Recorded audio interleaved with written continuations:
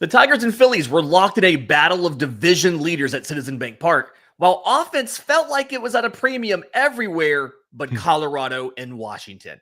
Let's talk about it. When that final out is made, you know it's time for Locked On MLB Game Night. All the post-game reactions to every game across the league, every single night, with insights only the hosts at Locked On can provide. Prepare to experience game day reactions like never before. Only on Locked On MLB Game Night. Your team every day. Yes, welcome on into MLB Game Night, where we cover every single game, every single night, as only the Locked On Podcast Network can do it. I'm your host, Lindsey Crosby, host of the Locked On Braves postcast over on Locked On Sports Atlanta. You can follow me on social media at Crosby Baseball. That handsome fella over there is Steve Lennox, host of the Locked On Red Sox postcast. Follow him on the X at Lennox on Baseball. Steve, a lot of stuff to get to today. The Rockies and Pirates had a crazy game. We saw a bunch of trade acquisitions debut for the Padres, for the Phillies, for the Yankees. But I want to start off with the Tigers at the Phillies. This was a battle of division leaders. Before we do that, today's episode is brought to you by our friends at 5 Hour Energy Transfusion. Go to 5hourenergy.com. Use our network's promo code LOCKEDONGolf to get 20% off your order. It's only valid through September 30th. So order transfusion-flavored 5 Hour Energy shots today.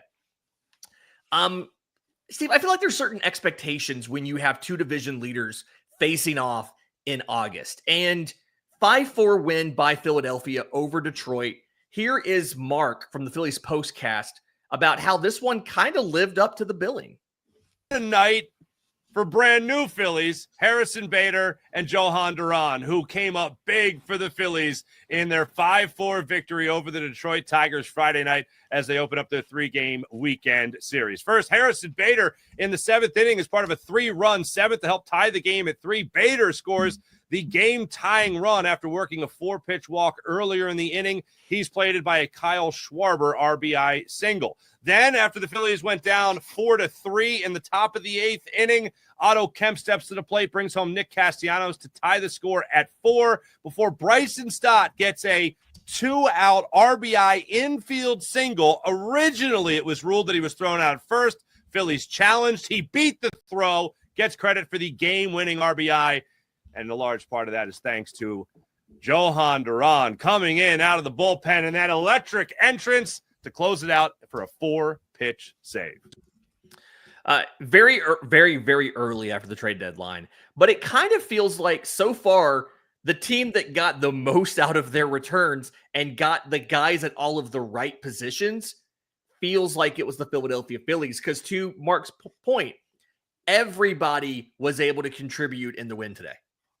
And the Phillies are starting to get, as Mark said, contributions. Bader, I've loved Bader over the years. Yankees, Mets last year, can go get it in the outfield, and he's going to do the little things, And you've got, we can talk Schwarber, we can talk Harper, who got tossed from this game, by the way. But, Otto Kemp comes through with an RBI double. Their role guys seem to be stepping up where we're talking about them, and they're contributing. Duhan, as Mark said, 1-2-3 9th inning against the Tigers on 4 pitches. I think he'll be ready tomorrow. Hey, with Wheeler on the mound, and we'll get to that, he may not be needed. Yeah, this one was Detroit 4-game winning streak. I feel like they've kind of stabilized a little bit. We were talking about them, I want to say a week or two ago, about how much trouble are they in. Like, they're still only 4-6 in the last 10 games. Yep. But if you look at everybody behind them, Kansas City bought and sold. Cleveland sold. They lost their closer to suspension. The Twins dumped 40% of the roster. I'm not even exaggerating. If I read that stat right in The Athletic, it was 40% of the 26-man roster left. And the White Sox are the White Sox. So Detroit, just by virtue of winning those 4 games right there, has righted the ship, and they're cruising here. Did Philly do enough to hold off the Mets? The lead is now half a game. Yeah, I think the Phillies and Mets look at it as, hey, one of us is going to win the division, the other is going to be in the wild card round, and have to play the best out of 3. And they could still, where are they right now in terms of overall record? I mean, the Dodgers, you'd think, end up with the best record, and then it could be the Mets and Phillies. Hey, division winner, but you're in the wild card round because of you don't have as many wins as the Cubs or Dodgers, who we think are going to win the divisions. I'm sorry, Brewers in there too. I was about to say, I'm going to have people get mad at me if we don't point out the Brewers have the best record. So glad in baseball right now. Yes, I want to say corrected, yes, but I didn't want to. I'm glad I remembered. Caught yourself. Yes, I caught myself. So, it's going to be interesting. But as you say, with the Tigers, you think that we relinquish the division to them, but the Mets, the Phillies, the Cubs, the Brewers, division races, and things are tightening up in the West and the AL as well. So, those are things that we're going to be looking forward to going forward. But the Phillies and the Mets, I think they're going to go back and forth. Phillies win Friday, and they have for the last 6 to 8 weeks. And they've gotten hot and cold and vice versa at the same times, it feels like, in recent weeks. Actually, nobody can seem to run away with this division yet. I apologize. No. Real quick, yes or no. Today's game, 2 hours and 19 minutes. You've got Zach Wheeler versus Tariq Skubal tomorrow. You're taking the under, right? Yeah. Taking the under. Yeah. They might combine for 200 pitches in complete games. I looked that up and I'm like, wow, that should be Sunday because they are Sunday Night Baseball, but I'll take that for appointment viewing on Saturday. There we go. Speaking of appointment viewing, Orioles at Cubs, not the kind of matchup that screams it's going to be fantastic, but Cubs take this one. It's close, 1-0 over the visiting Baltimore Orioles. Here is our buddy Sam Olber from Locked On Cubs about how they managed to survive this one. Who needs another starting pitcher if the wind's going to blow in like that the rest of the season? I'm Sam Olber from the Locked On Cubs podcast. Cubs beat the Orioles 1-0 on Friday at the friendly confines. An Ian Happ sac fly after a PCA double that was hit 107 miles an hour with a 25-degree launch angle and barely touched the track. Look, the Cubs played to conditions today. Tyler O'Neill hit a ball at the end of the game. Off the bat, it looked like it was going to go on to Waveland, and Happ caught it at the track, kind of going up against the wall. We've talked about this so much this season, and one of the reasons, Cade Horton did a great job today, 5 shutout innings. I'm not taking anything away from our pitchers, but, man, when Wrigley plays like this, it is truly remarkable. I mean, it's August 1st, and you couldn't hit a ball out of there if you hit it from the shortstop position. And the Cubs took advantage of it today and found a way to win a baseball game. It's as simple as that. Important win. Get another one tomorrow. I think the big kind of thought that I have here, I like to talk about pitching a lot on this show, and I think we always talk about the bad luck pitching. Yeah. Trevor Rogers for the Orioles. 8 innings, 1 run. It's on the sac fly from Ian Happ in the second inning. No walks and 8 strikeouts. And not only do they not win, he gets tagged with the loss. Is it just me, or is that so far the leader in the clubhouse for the worst bad luck loss of the season for anybody? Yeah, because he went 8 innings. And, Adley Rutschman had a 2-out double in the 9th inning. So he was the tying run in the top of the 9th inning against Danny Palencia. It would have been interesting to see if they had tied it up, if he was going to get the bottom half of the 9th inning. But they've got to be looking at Trevor Rogers like, next year you're going to be at the front of our rotation. Maybe you're not the number one, but next year you're going to be a big part of hopefully what's going to be for the Orioles, a big turnaround after what's been a disappointing 25. Yeah, and rumors coming out this week, Grayson Rodriguez probably having elbow surgery. Not a Tommy John thing. It's an elbow debridement. Should be back at some point in time early next year, but to your point, Trevor Rogers is going to have to lead that whole rotation. Daniel Palencia gets the save. They've kind of moved around a little bit with the back end of the pen. Brad Keller was in the 8th, Palencia in the 9th. Thought it was interesting kind of usage there for everybody. Okay, my Braves, game 2 against Cincinnati, 3-2 victory by the Reds. We have Hawaii native Stephen Offenbaker, who was in Cincinnati in the ballpark for the win. Will Benson decided to be a problem today. What's up? This is Stephen Offenbaker from the Locked On Reds podcast. Will Benson went 2 for 3 with a 2-run home run to give the Reds a 3-2 win. Emilio Pagan nearly let it get away in the 9th, made things really interesting as the Braves scored 2 for that 3-2 score. The story of the day was Brady Singer. 10 strikeouts in 6 innings. Kept the Braves bat shut down all game long. This series now shifts to Tennessee for the first ever Major League Baseball game in the state of Tennessee as the Reds and the Braves take each other on for the series win in the MLB Speedway Classic at the Bristol Motor Speedway. Make sure you are subscribed. Make sure you click that notification bell. We will all be down in Bristol. We've got that game covered. We will be in your feeds with all the Reds news, notes, information, rumors, and reports. And we're going to keep you locked on Reds every single day. And fun programming note there, those of you who are watching MLB Game Night on the Locked On MLB YouTube channel, my Braves postcast will be going live on this channel after the MLB Speedway Classic, as well as its usual Locked On Braves and Locked On Sports Atlanta destinations. Just kind of a fun thing Locked On's trying to do to get around the national event there. This was expected if you're Atlanta, right? There's been a trend this year of when they score more than 10 runs in a game, which they won 12-11 last 9 and 10 innings. That was a crazy 8th inning. Ever since like the game after that, they are not very good. They scored 3 2/3, like they averaged 3.2 runs per game in the game immediately after they've scored 10. Like it's just for some reason they use all the runs in the game before. So Atlanta doesn't get on the board until the 9th inning. They get runners on 2nd and 3rd with 1 out in the 8th, can't bring a guy in. And then they get 2 runs in the 9th, but just can't seem to get that 3rd one across to go to extras. Just frustrating. But hey, they get to play in a speedway tomorrow with Spencer Strider versus prospect Chase Burns, 2 flamethrowers. Going to be a ton of fun, Steve. Yeah, plenty of speed out there. 27th loss of the season for the Braves. 27th 1-run loss. Yes. 1-run loss. They've lost a lot more than 27 games. I've had to do all the shows. Yeah. 27th 1-run loss of the year. It has been things have been rough over here in Braves country, Steve. We are damaged people right now. Yeah. This is the kind of thing that regresses to the mean, right? The Marlins were exceptionally good in 2023 at 1-run games. They made the postseason. That regressed back to a normal number in 24. They were back to being below 500. It feels like this is going to correct. But they're also 12 and 24 in day games, by the way. So you had 2 things going here. It was a 1-run game and it was a day game. They were destined to lose this one. A team that surprisingly did not lose. They got another fantastic start. Royals at Blue Jays. 9-3 victory by Kansas City. What's more impressive, that one of the lowest run scoring teams in all of baseball when the Royals scored 9 runs and hit 4 home runs, or that Michael Wacha went 8 innings with 1 earned run, and it's the 4th consecutive start he's only allowed 1 run. Yeah, so he's been consistent of late. Picks up the win, 5th on the year. I'll say the offense. Yeah. And, Mike Yastrzemski, first at bat in a Royals uniform, hits a home run early on in the game. Then Bobby Witt Jr. has some protection, has some guys to knock in as well. Mm-hmm. He delivered a 3-run home run. So I don't know, too little, too late for the Royals. Like you said earlier, they bought, they sold. They made some moves.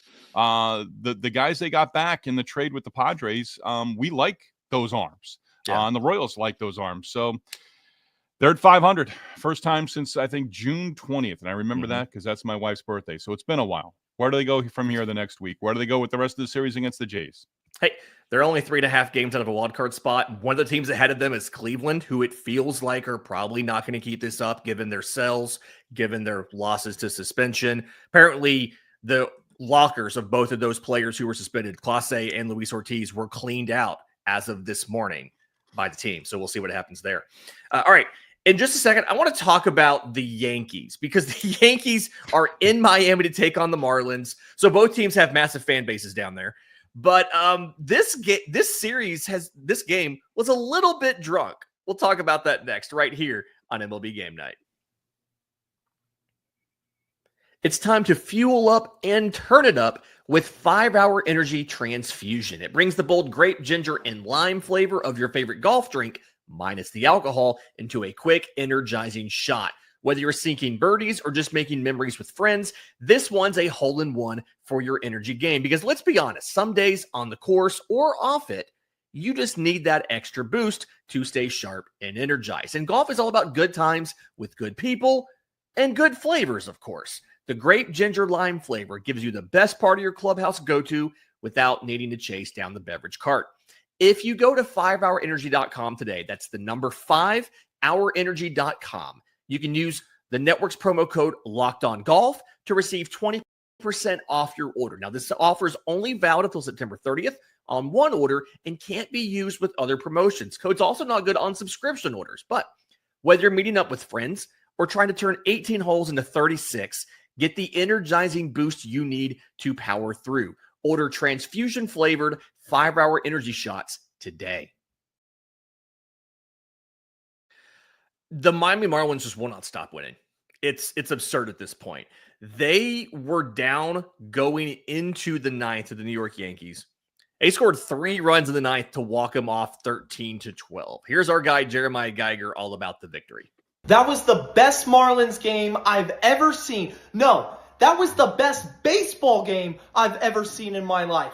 It's Jeremiah Geiger from the Locked On Marlins podcast. The big bad Yankees came to town the day after the deadline. The Marlins kept the team together. They didn't sell. The culture of this team is intact, and they shocked the world.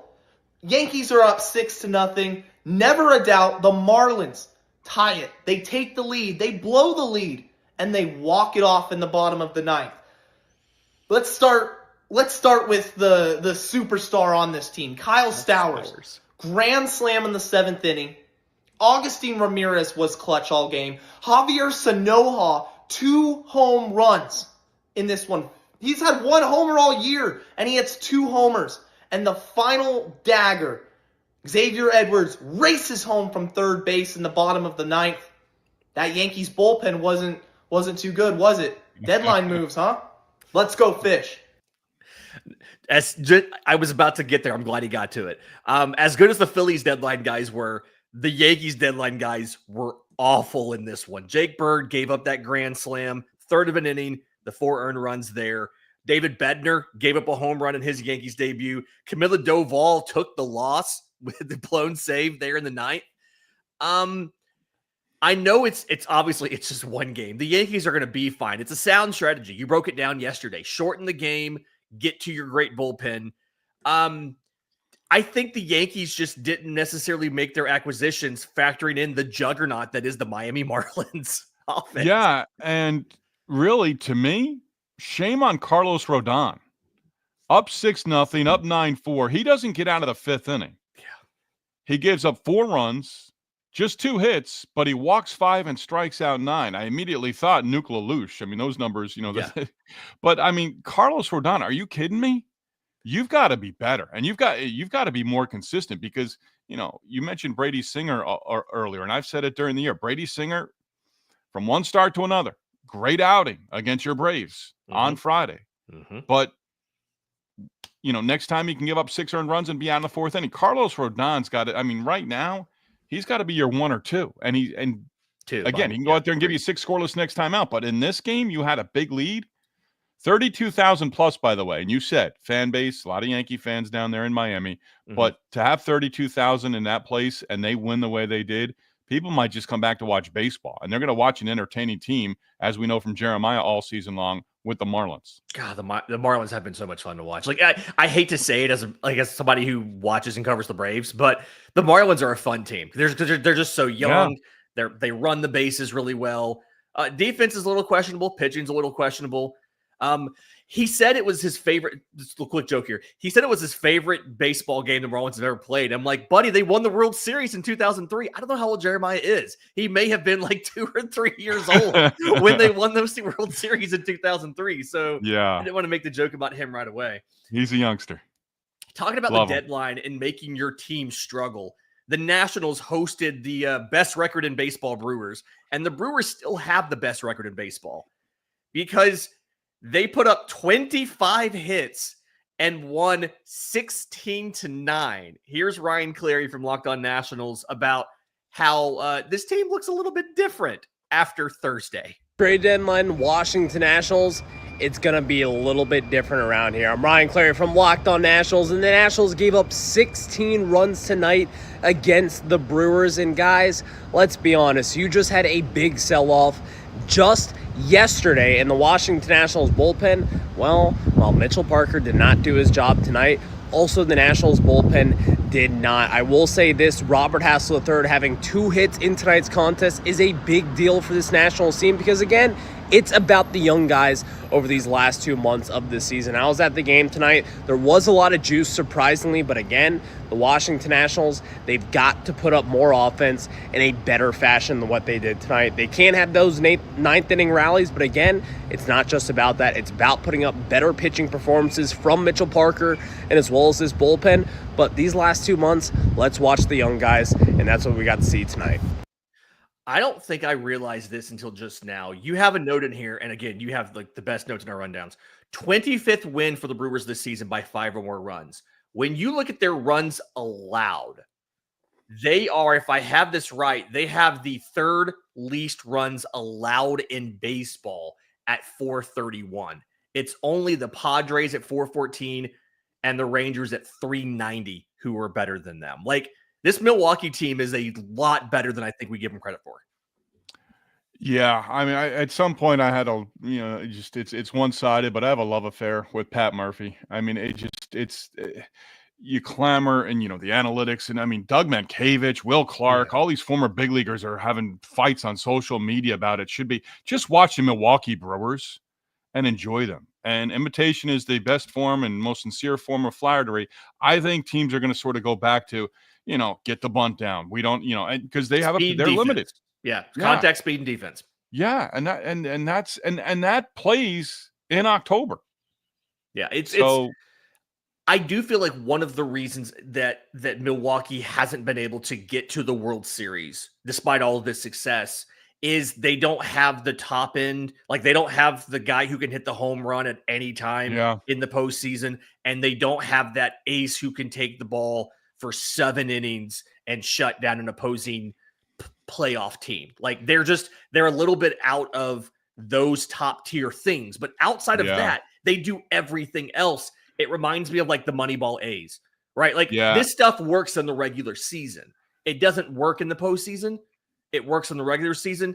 Could this maybe be the year, though, with William Contreras hitting like he's doing? Jackson Churrio's out right now, which is always kind of tough. That's concerning to me. Yeah, and like, if he can come back, right? They've got Rhys Hoskins, who can like, they can get some power. I just don't know if they have enough here, and like that's my concern. Is I feel like they deserve it. I just don't know if they have enough there. And I've been reminiscing since last weekend, and CC Sabathia is great on social media and goes into Cooperstown, inducted into the Hall of Fame. Remember when the Brewers got him, and he was in his walk year, and he just emptied the tank. I'm going to argue that's probably the single greatest post-trade deadline performance of anybody in the modern era. I mean, he would go on short rest and throw a complete game. Yeah. Like, he did not need to do all of that, and he went so hard because he was like, this is what I'm here to do. They got me to make the postseason. We're going to do it, and he started, he did it. Yeah. He was amazing phenomenal down the stretch. Like, yes, he went in with the Yankees cap. Part of me wanted him to go in with the Brewers cap because that's what I think of when I think of Sabathia, is that 2 months that year. Okay. Let's knock out these last 3 games before we get to break real quick. Twins at Guardians, 3-2 in 10. Kyle Manzardo gets the win. Another thing here, good starting pitching outings that don't get rewarded. Gavin Williams, 6 scoreless for Cleveland, 8 strikeouts, no decision. Joe Ryan, 6 innings, 2 earned runs, no decision. But that's 8 walk-offs against the Twins. They've lost 3 in a row. They're 4-10 their last 14. Is there anything to watch for if you're a fan of the Minnesota Twins right now? Have your media guide with you to know who they're calling up? Joe Ryan. Joe Ryan. And they played with 25. They didn't even have their 26 guy because they're going to have to make another move tomorrow. But they made a ton of moves. Joe Ryan, every 5th day. Yep, there you go. I'll take Giants bet so you can get Astros, Red Sox, your Red Sox. Giants won this one 4-3, also in 10. So they were on a 6-game losing streak. They did not make it 7. I talk about revenge games all the time. Dom Smith got a pinch hit single in the 10th to knock off the Mets in Citi Field. And then Randy Rodriguez turns around, struck out Ronnie Mauricio with the bases loaded, bottom of the 10th. It's only their 3rd win in their last 15 games, but the Mets have lost 4 straight at the same time that the Phillies keep continuing to win. So just kind of rough. Another Robbie Ray, 1 run, 7 innings, no decision. David Peterson, 2 runs over 6, no decision. A lot of tough pitching lines for guys out there this week.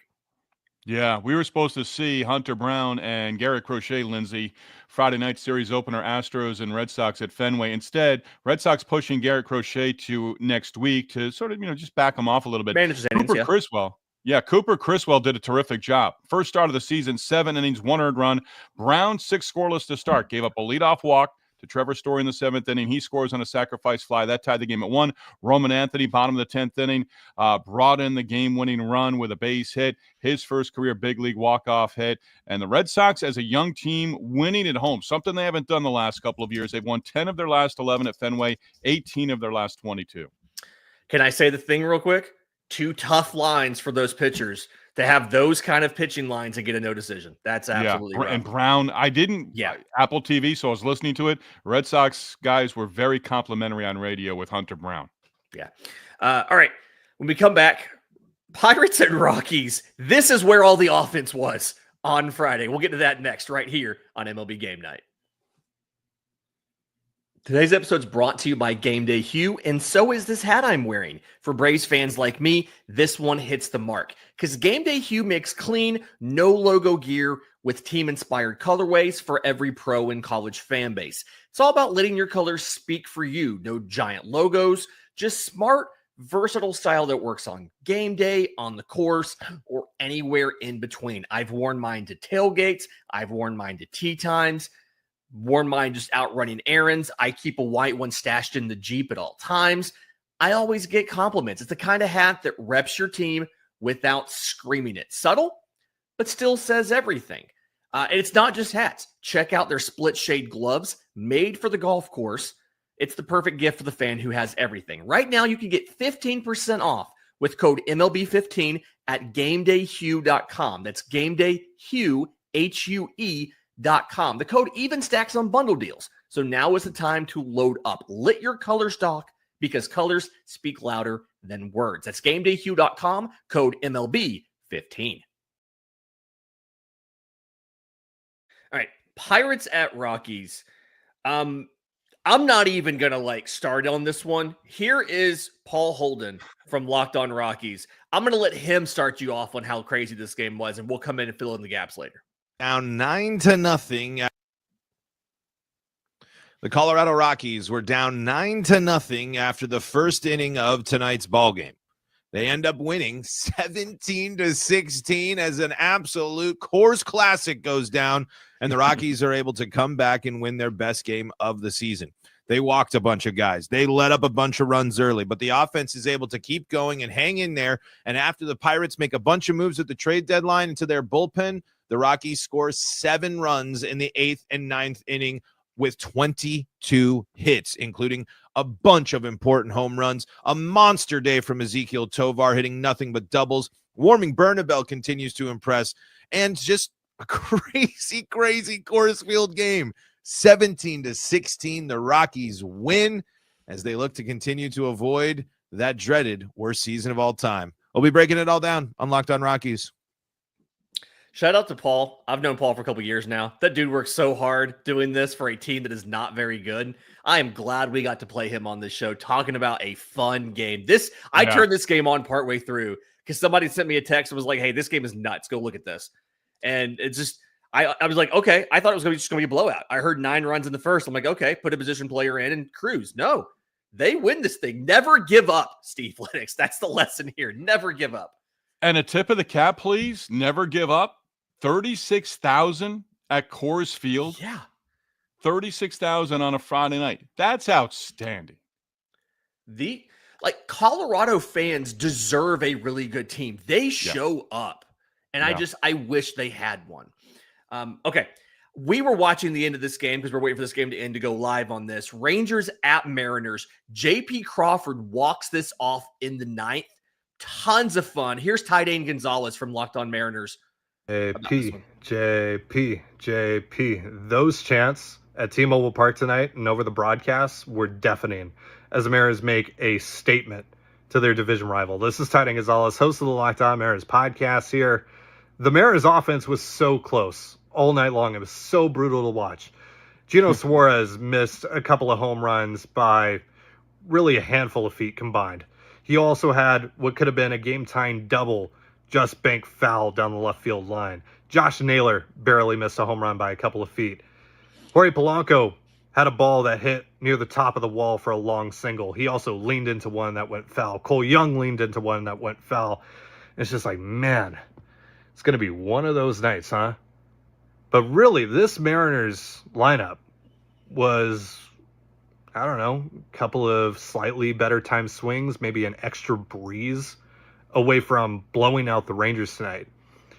Instead, they had to scratch and claw and continue to chip away at this reformed Rangers bullpen, and they finally broke through because we saw what the additions of Eugenio Suarez and Josh Naylor really do for this team and do for this lineup and lengthening it. There are no free outs anymore, 1 through 9. You bring in a lefty, Dom Canzone's going to come through with a lefty-on-lefty single to set up, guess what? A lefty-on-lefty 2-run walk-off home run by J.P. Crawford, who, by the way, was your leadoff man a couple of days ago. Now that guy's hitting 8, and he can do things like that.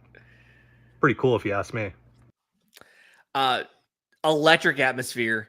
Seattle, 2-game lead for the final wildcard spot over the Texas Rangers. They are 9-2 versus the Rangers this year, although these two teams will be done playing after Sunday. Which is wrong. Weird scheduling. Yeah. And they're not the only ones within a division that will have that. But I wonder, and I think I intimated about it last weekend or one of our recent shows before the deadline, are the Rangers going to be the team that falls off after making some moves? Because somebody usually does, right? And I just wonder about them right now. Rocker the other night in game 1 of the series, Al Leiter's son, Jack Leiter, that's how I refer to him on occasion, doesn't get out of the 5th inning, I believe, as well. And Logan Gilbert gave you a quality outing, didn't walk anyone, no decision, but then their bullpen, 3 scoreless innings behind him. And setting it up for the heroics for Crawford in the bottom of the 9th. The 25 Rangers remind me of the 24 Braves. The offense is underperforming. A lot of guys are hurt, but the pitching staff has one of the best ERAs in baseball, so they're hovering right around that final wildcard spot. And I feel like they could be one that falls off, or they could squeak in and then get knocked out in the first round. I just don't think the offense is there. They've had so many guys get hurt and underperform. They're probably not going to do it. But again, if you lose one pitcher, one of these starters, like you're in trouble because the whole strength of this team, again, they're the only team that's allowed less than 400 runs on the year. So that's kind of where you are. I talked too long about that. We have 4 games to get done in like a minute. So Cardinals at Padres, 4-1 win by San Diego. They threw Mason Miller in the 8th. First time in his major league career, he's pitched the 8th inning and not come back for the 9th because Robert Suarez got his 31st save. They have now won 6 in a row. Dodgers blank the Rays 5-0. Clayton Kershaw picks up the win, 6 scoreless. Justin Robleski, 5 strikeouts over 3 scoreless innings. Freddie Freeman, 2-run double in the first. Freeman, solo home run in the 5th inning. And Blake Snell's back tomorrow. White Sox over Angels. They're in L.A., they win 6-3. They hit 4 home runs. Colson Montgomery, one of their prospects, Lennon Sosa, Josh Rojas, Andrew Benintendi. 3 of those homers came off of Tyler Anderson. White Sox are now 9-4 since the break. It feels like the offense is starting to catch up with where the rest of the league is after all of the tear it down deals they've made. Yeah, and it's one of the teams I'm excited to see because looking towards 26 for them. A's send the Diamondbacks to a 6th straight loss, Lindsay, as we wrap up. Athletics in West Sacramento win 5-1. Shea Langoliers, 3 hits, double home run, 2 RBIs. The 2-run home run in the first made it 3-0. They cruise from there. Thanks for joining us for MLB Game Night. Remember, every single game, every single night, as only the Locked On Podcast Network can do it. Steve and I will be back tomorrow night. And until then, this has been MLB Game Night.